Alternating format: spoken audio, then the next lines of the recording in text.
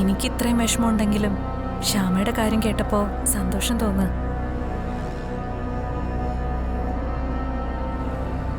വസുന്ധരാമ ഉൾപ്പെടെ പലരും ശ്യാമയെ ഒരുപാട് ദ്രോഹിച്ചതല്ലേ. ശ്യാമയുടെ പാട്ട് അംഗീകരിക്കാത്തവർക്ക് ഇനി എന്താ പറയാനുള്ളത്? ആ അരുന്ധതിക്കും മോൾക്കും വലിയ തിരിച്ചടിയായത്. എല്ലാം എൻ്റെ കണ്ണിൻ്റെ കടാക്ഷ ചേച്ചി.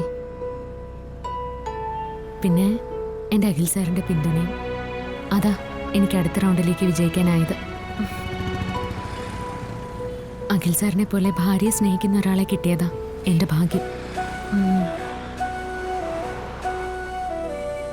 എന്നാലും അന്നങ്ങനെ ജയേഷായിട്ട് ഇഷ്യൂ ഉണ്ടായതിനു ശേഷം അശ്വതേച്ചിക്ക് എന്നെ ഒന്ന് വിളിക്കെങ്കിലും ചെയ്യാമായിരുന്നില്ലേ?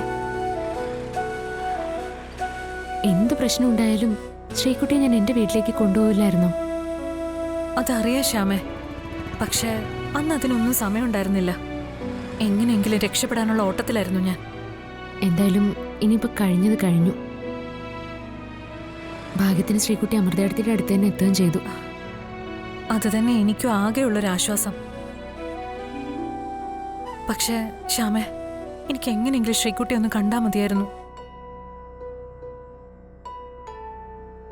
എന്റെ മോളും എന്നെ കാണാതെ ഒരുപാട് വിഷമിക്കുന്നുണ്ടാവും. അതോർക്കുമ്പോഴാ എനിക്ക് സമാധാനം കിട്ടാത്തത്. ഞാൻ ജീവിച്ചിരിപ്പുണ്ടെന്നെങ്കിലും അവൾ അറിയിക്കണ്ടേ? മോൾക്ക് അങ്ങനെ കുറച്ച് ആശ്വാസം കിട്ടൂ. അല്ലാതെ ഞാൻ ഈ അവസ്ഥയിൽ എന്ത് ചെയ്യാനാ? അത് ശരിയാ ചേച്ചി. ഇനി ഞാൻ തന്നെ ഇക്കാര്യം മോളോട് പറഞ്ഞാലും ശരിയാവില്ല. അമ്മയെ നേരിട്ട് കണ്ടാലേ അവൾക്ക് ആശ്വാസമാവൂ. പക്ഷെ അതെങ്ങനെ? അരുൺ വിചാരിച്ച പോലും മോളെ ഒന്ന് വീട്ടിൽ നിന്ന് വെളിയിലെത്തിക്കാൻ പറ്റുന്നില്ല. അവിടെ എല്ലാവരും അരുണിനെ സംശയിക്കും. അത് വല്ലാത്തൊരവസ്ഥയാ. പക്ഷെ മോളെ എത്ര നാളിങ്ങനെ വേദനിപ്പിക്കാനാവും? ഒന്ന് കാണാനാ. ഞാൻ ജീവനോടെ ഉണ്ടെന്ന് മോളെ ഒന്ന് അറിയിക്കണം. അത് മതി എനിക്ക്. നോക്കട്ടെ ചേച്ചി, നമുക്കതിനെന്തെങ്കിലും ഒരു വഴി ആലോചിക്കാം. പക്ഷേ അതെങ്ങനെ ശ്യാമ? എന്തായാലും നേരായ മാർഗത്തിലൊന്നും നടക്കില്ല. നമുക്കല്ലാതെ എന്തെങ്കിലും മാർഗം നോക്കാം. ഇന്ന് രാത്രി ആവട്ടെ, നമുക്കതിന് വേണ്ടത് എന്താന്ന് വെച്ചാൽ ചെയ്യാം.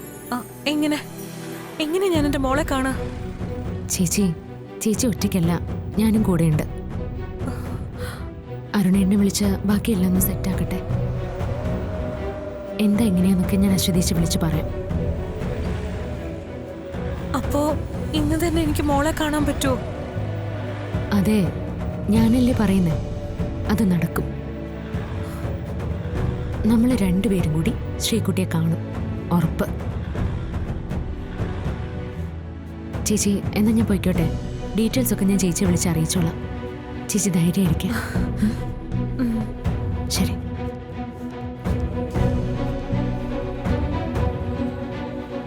എന്റെ ഈശ്വരാ, എന്റെ മോള് ഇന്നെങ്കിലും അവളുടെ അമ്മ ജീവിച്ചിരിപ്പുണ്ടെന്ന് അറിയുമല്ലോ. എന്റെ കുഞ്ഞിന് അങ്ങനെയെങ്കിലും ഒന്ന് സമാധാനം ആവുമല്ലോ.